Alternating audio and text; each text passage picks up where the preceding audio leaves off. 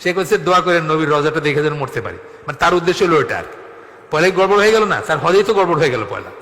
মানে ওইটা তো কোনো মুসলমানের কোনো উদ্দেশ্য হইতে পারে না যে নবীর রওজা যেন দেখতে পারি, এটা উদ্দেশ্য হইতে পারে না। কি বলছেন, মসজিদ নববীতে যদি আপনি এমনি যান, ক্যাজুয়ালি যান, মসজিদ নবীর ফজিলত আছে সেই জন্য যদি যান, আপনার সময় আছে, তাহলে আপনি অবশ্যই জিয়ারত করে আসবেন, সেটা হলো অন্য কথা।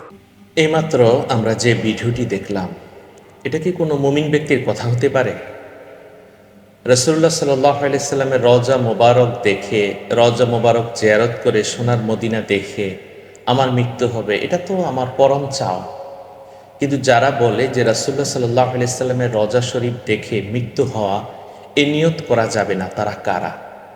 তারা রাসূলের আমলে ছিল মুনাফিক, বর্তমানে তারা হচ্ছে ওই মুনাফিকদের উত্তরসূরি, অর্থাৎ তাদের অন্তরে নেফাকি, কপটতা, তারা রাসূল বিদ্বেষী। আল্লাহ তাআলা রাসূল বিদ্বেষী এই শ্রেণী থেকে আমাদেরকে হেফাজত করুন।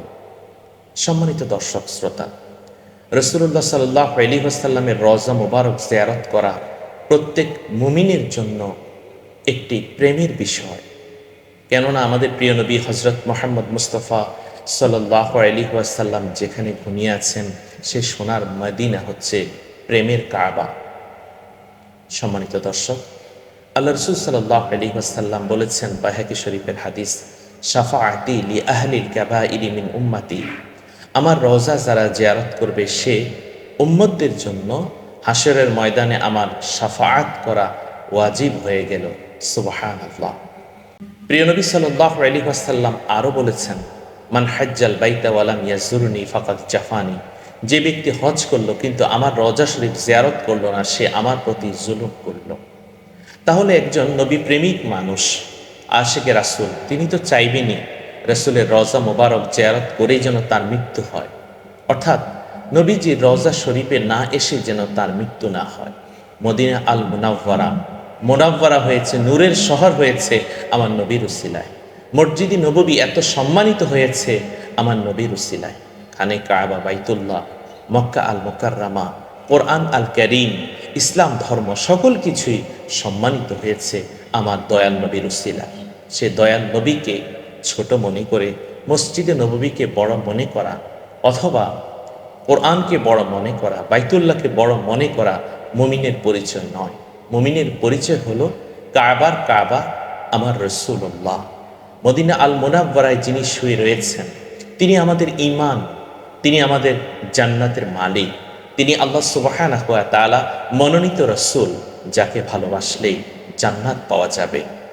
কুরআনুল কারীমে আল্লাহ সুবহানাহু ওয়া তাআলা বলেন, মান ইউতিউর রাসূলা ফাকাদ আতা আল্লাহ, যারা রাসূলকে অনুকরণ করলো, অনুসরণ করলো, তারা আল্লাহকে অনুসরণ করলেন।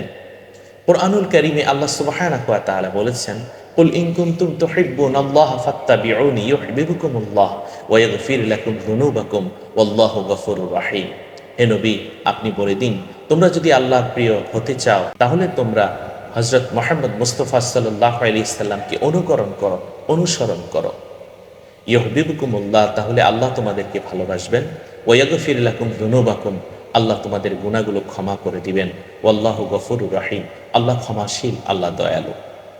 সাহাবায়ে কেরাম যে নবীকে দেখে কালেমা পড়ে ইসলাম ধর্ম গ্রহণ করেছেন, যে নবী আল্লাহর কথা বলেছেন, যে নবী আমাদেরকে কোরআন উপহার দিয়েছেন, যে নবীকে আল্লাহ তাআলা কোরআন হাদিয়া দিয়েছেন, সেই নবীকে ভালোবাসা, সেই নবীর রওজা মুবারক দেখার আকাঙ্ক্ষা প্রত্যেকটা মুমিনের ঈমানি বাসনা। অতএব নবীর রওজা মুবারক দেখে মৃত্যুবরণ করার এই আকাঙ্ক্ষাকে যারা তুচ্ছ তাচ্ছিল্য করে, তাদের ঈমানের মধ্যে গলত রয়েছে। আমি বলবো, আপনি কে? আমি আপনাকে চিনি না, তবে নবী বিদ্বেষী হওয়ার কারণে আপনাকে তওবা করা উচিত। রাসূলুল্লাহ সাল্লাল্লাহু আলাইহি সাল্লামের শাফাআত যদি আপনি না পান, কবরে, হাসরে, মিজানে, ফুলসিরাতে আপনার কি কোনো উপায় থাকবে?